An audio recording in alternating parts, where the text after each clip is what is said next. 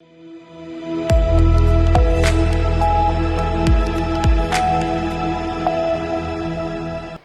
आप देख रहे हैं सी न्यूज भारत और मैं हूं ऋषभ सक्सेना। वक्त तो चला है न्यूज बुलेटिन का।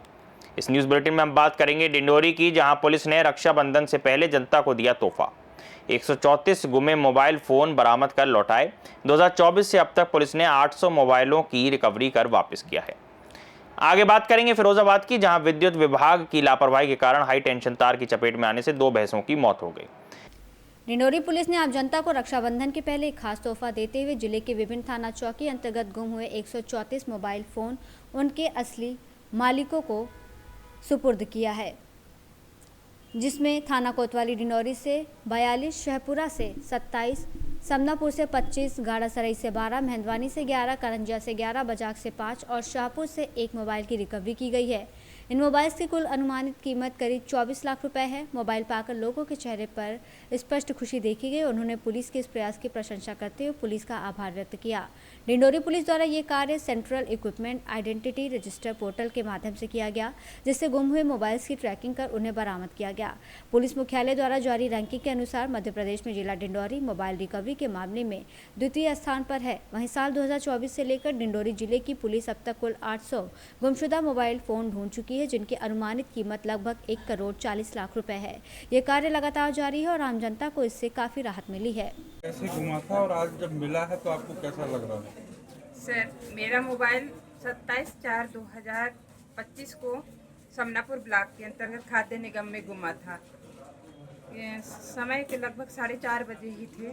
मैं खाद्य निगम में खाद खरीदने के लिए अपने हितग्राहियों के साथ, अपने ग्रामवासियों के साथ गई हुई थी, जहां उनकी हेल्प करते हुए काउंटर में मैंने मोबाइल छोड़ा था।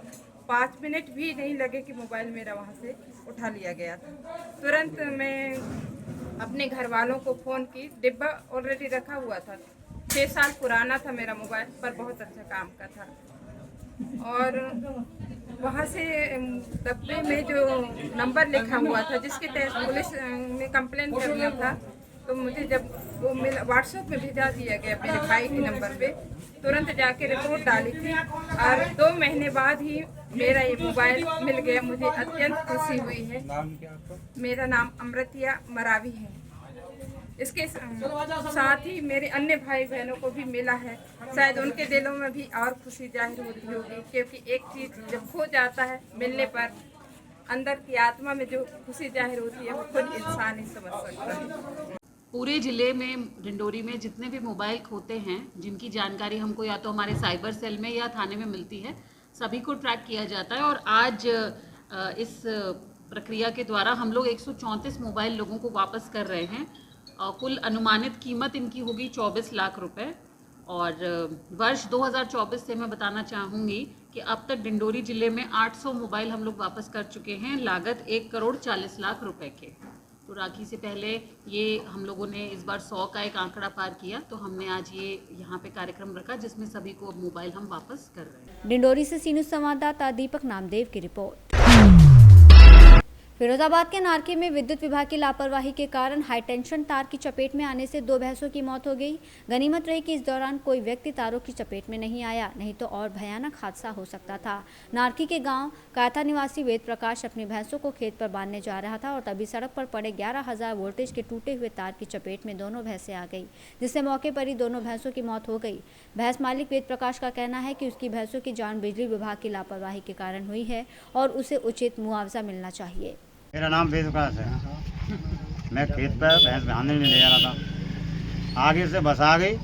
बस से मुड़ने से पहले भैंस मेरी वहाँ गिर गई और तार टूटा हुआ था। तार टूटने पर भैंस मेरे ऊपर गिर गई, तुरंत खत्म हो गया। उसके बाद 112 पर फ़ोन किया, 112 भी आई थी, 112 देख के चली गई। फिर पुलिस आई थी, पुलिस ने माना किया, पुलिस माना करके चली गई पुलिस। और मेरी भैंस की कीमत है लगभग 2 लाख रुपये। फिरोजाबाद से सी न्यूज संवाददाता प्रवीण कुमार की रिपोर्ट। देश की सीमाओं के सजग प्रहरी सीमा सुरक्षा बल की बटालियन के जाबाज जवानों ने आज second in command Shri Rajendra Singh ji, deputy commander Shamsher Singh के नेतृत्व में नेत्र जांच महाशिविर का अवलोकन किया। नेत्र जांच सेवाओं का लाभ उठाया। ऑपरेशन सिंदूर के दौरान भारत पाक के सीमावर्ती क्षेत्रों में तैनात रहे इन वीर योद्धाओं का नेत्र कुंभ के प्रबंधक परिवार ने खूब आदर सम्मान दिया और मातृभूमि की रक्षा के लिए किए गए इनके त्याग और बलिदान के प्रति अपनी कृतज्ञता व्यक्त की। विद्या भारती जोधपुर प्रांत सचिव महेंद्र कुमार दवे, रेलवे सुरक्षा बल के डिप्टी एसपी संदीप कुमार सिंह, रामदेवरा चौकी इंचार्ज दुर्ग सिंह ने भी आज नेत्रकुंभ का अवलोकन किया और शिविर में आए लाभार्थियों से संवाद कर उनके अनुभव और भावनाओं को जाना।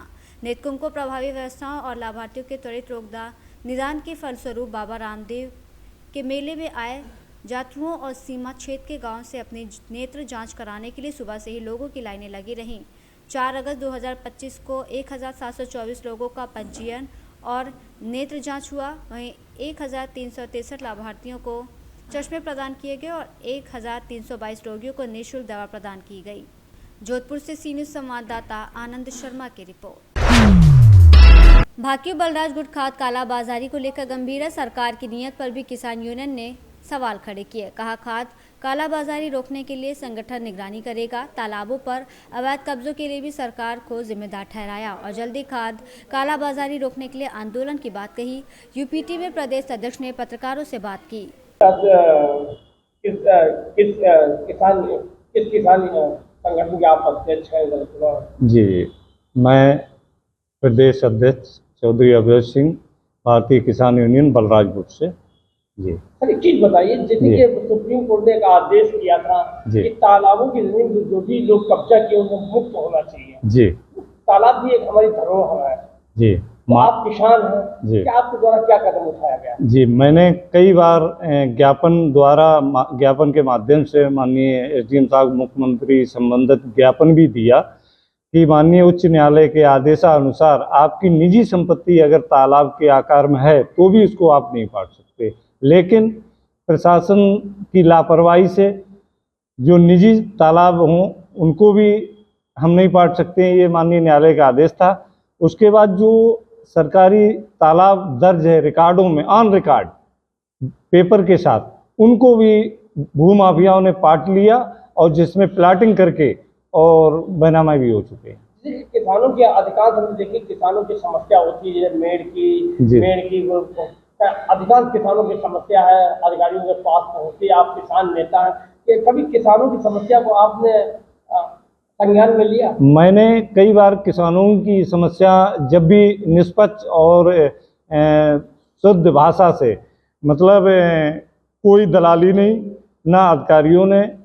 डिस्ट्रिक्ट कन्नौज में हमारे संगठन का एक नाम है जिससे ईमानदारी के नाम से हम लोग सच्चाई के रास्ते पे चलते हैं। सच्चाई और ईमानदारी नहीं हम पूछे, हम ये पूछते हैं किसानों के हित में आपने क्या किया? किसानों की हमने कई जमीनें मुक्त करवाई हैं। जो दबंग लोग थे, सरकार ने भी परेशान कर रखा था, उनको हमने न्याय दिलवाया। यहाँ से लेके नोएडा तक हमारी बहुत मुहिम तगड़ी रही। तो आगे क्या?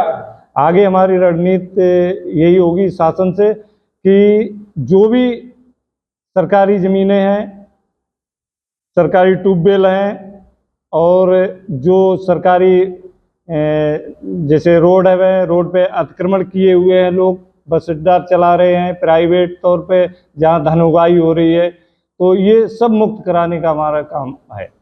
क्या कभी गांव में चौपाल लगाई किसानों की समस्या? जी बिल्कुल, कई बार हमने गांव में चौपाल लगाई, फरकाबाद में भी लगाई, अन्य जिलों में जाकर भी लगाई। अपने किसानों की समस्याएं खाद से लेके और जो भी थी समस्याएं, मेड़, नाली, बम्बा, पानी, नलकूप की जो भी समस्याएं थी, हमने कई स्तर तक हल कराई। जैसे कि अब आलू की बुवाई का कार्य स्टार्ट होने वाला है, ऐसे में डीएपी को लेकर मारामारी पड़ती है, तो वैसे भी खाद के दाम आसमान छू रहे हैं और पहले से खाद भी कम करती है। किसानों को किस तरह खाद उपलब्ध कराएंगे? सरकार की मंशा अगर किसान के लिए अच्छी होती तो सबसे पहले 10 किलो जो बोरी पे कम की गई, इसको नहीं कम करते, 50 की जगह 55 कर देते। उसके बाद डीएपी, यूरिया की जो काला बाजारी होती है, चंद लोगों को ठेका दे दिया गया जिससे अपनी काला बाजारी करते हैं और काश्तकार को डीएपी यूरिया मिलती नहीं है। किसान को किस तरह उपलब्ध कराएंगे? किसान को हर संभव, चाहे मुझे धरना देना पड़े, जो भी मुझे करना पड़ेगा किसान के हित के लिए, वो मैं करूंगा कानून को लेके, कानून से हटके नहीं। नहीं, कानून तो करके मिल रही है, अगर किसानों को ना मिली तो आप क्या करेंगे? हम धरना देंगे। अध्यक्ष जी ने जैसा कि धरना देंगे और हर स्तर पर खाद उपलब्ध करवाएंगे। कन्नौज से सीनियर संवाददाता महेश गौड़, पप्पू की रिपोर्ट। समाजवादी पार्टी के द्वारा पीडीएफ पाठशाला चलाए जाने पर जमकर राजनीति हो रही है। यूपी सरकार के द्वारा कुछ समय पहले आदेश आया कि 50 से कम बच्चों वाले स्कूलों को मर्ज किया जाएगा और इसके बाद समाजवादी पार्टी ने इसका राजनीतिक लाभ जमकर उठाया और लगभग सभी जिलों में ये निर्देश करवा दिए कि उनके कार्यकर्ता पीडीएफ पाठशाला चलाएं। वहीं पीडीएफ पाठशाला पर कार्रवाई नहीं होती हुई दिखाई दे रही है। अखिलेश यादव के संसदीय क्षेत्र कन्नौज में सपा नेत्री ने पीडीएफ पाठशाला शुरू की थी, जिसके बाद बेसिक शिक्षा विभाग के खंड शिक्षा अधिकारी के द्वारा सपा नेत्री सुषमा सिंह पर बेसिक शिक्षा विभाग की छवि धूमिल करने के आरोप में मुकदमा दर्ज किया गया। वहीं अखिलेश यादव के संसदीय क्षेत्र में उनके कार्यकर्ताओं पर पीडीएफ पाठशाला चलाने को लेकर मुकदमा दर्ज होने के बाद अब राजनीति और तेज हो गई है। समाजवादी पार्टी के राष्ट्रीय अध्यक्ष तक इस मुकदमे की जानकारी पहुंचा दी गई है। वहीं सपा नेत्री सुषमा सिंह ने बताया कि हम लोग लगातार आगे भी पीडीएफ की पाठशाला को चलाते रहेंगे। वहीं सपा के विधानसभा अध्यक्ष ने और उनके अन्य नेताओं ने सीधे शब्दों में चेतावनी देते हुए कहा कि इस तरह के फर्जी मुकदमे अगर वापस नहीं हुए तो हम लोग बड़े स्तर पर आंदोलन भी करेंगे। सिंह दोहरे हूँ और जो कार्यवाही को लेकर के मैं बात करना चाहूंगी, ये ऐसी तानाशाही चल रही है कि इन्होंने जबरदस्ती एक जो खंड शिक्षा अधिकारी, जिसको मैं बहुत ही महत्वपूर्ण पद मानती हूँ, और उन्होंने जाकर के मेरे खिलाफ तहरीर दिया है। मैं तो शेम करना चाहती हूँ ऐसे लोगों के लिए कि उन्होंने इस तरीके का जो काम किया है।